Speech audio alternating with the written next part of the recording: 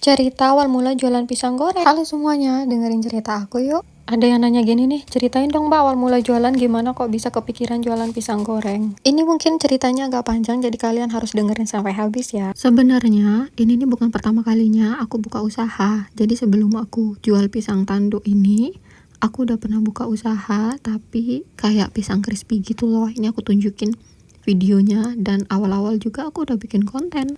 Nah, jadi aku itu awalnya jualan pisang nugget kayak gini. Jadi bahannya itu dari pisang jantan kayak gitu, terus pakai tepung panir. Jadi kemarin aku dapat komen, kenapa kak nggak coba pakai tepung panir? Udah, ini aku udah pernah tuh. Dari hari pertama jualan, hari kedua udah aku rekam semua dan aku bikin kontennya semua. Tapi karena pisang crispy itu menurut aku udah terlalu biasa, jadi mungkin pendapatan aku juga nggak terlalu besar dari situ.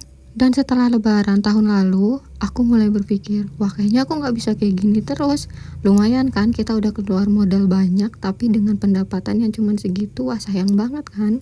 Akhirnya aku cari-cari apa nih yang di Bengkulu belum ada jualannya. Aku nggak mau jualan aku sama kayak orang lain atau udah pernah dibuat sama orang lain. Karena sebelumnya aku jualan emang bahan bakunya itu emang pisang, jadi aku tahu keluar masuk pisang itu dan stok-stok pisang itu ada apa aja. Akhirnya setelah pertimbangan yang panjang, aku memutuskan buat jualan pisang goreng tanduk ini. Dan yang pastinya aku lagi-lagi belajarnya via online. Aku nggak pernah tanya sana sini tentang apapun itu, tentang resep atau tentang bahan-bahan baku. Jadi aku benar-benar cari semuanya sendiri dan aku pelajari semuanya sendiri. Nah ini beberapa akun TikTok yang aku buat jadi bahan referensi buat aku jualan. Jadi aku nggak cuma lihat 1-2 konten orang, tapi banyak dari YouTube juga. Dan dari konten-konten mereka tuh nggak jarang juga mereka mau ngasih spill resepnya juga kok. Jadi menurut aku kalau kalian pengen memang buka usaha kayak aku kayak gini, coba deh kalian sering-sering liatin konten-konten orang yang kayak gitu, terus dipelajarin, dicatat resepnya pakai apa-apa aja. Terus jangan cuma cari dari TikTok aja, dari referensi lainnya juga. Apalagi di YouTube, wah banyak banget tuh resep-resep. Aku aja masih belajarnya dari situ. Dan resep-resep orang tuh beda-beda semua. Makanya kalian harus praktekin sendiri di rumah.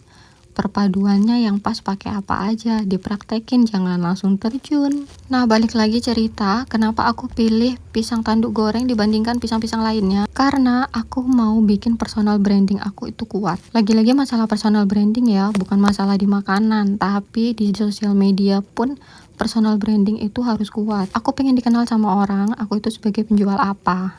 Kebetulan karena di Bengkulu itu masih jarang banget yang tahu sama pisang tanduk, makanya aku kepikiran buat jual pisang ini. Dan untuk yang nanya modal awal berapa, ini aku bakal spill. Nah coba kalian baca baik-baik ini, di pause dulu kalau ini kecepatan. Kira-kira segini ya. Nah ini aku bikin rekapan untuk omset 500.000. Ingat ini rekapan omset 500.000. Jadi kalau misalnya omsetnya lebih dari 500.000 ya kira-kira aja dikaliin aja 2 kali lipat atau berapa. Itu cuman kira-kira gambaran buat kalian semua kalau mau buat buka usaha kayak gini.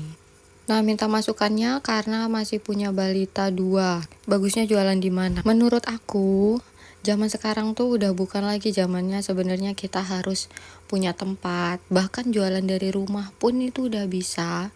Tinggal kalian maksimalin sosial media kalian. Mau kalian jualan dimanapun, kalau kalian bisa membentuk personal branding kalian, tetap bakal dicari sama orang. Yang paling penting kalian harus konsisten, apapun itu harus konsisten. Semoga membantu ya.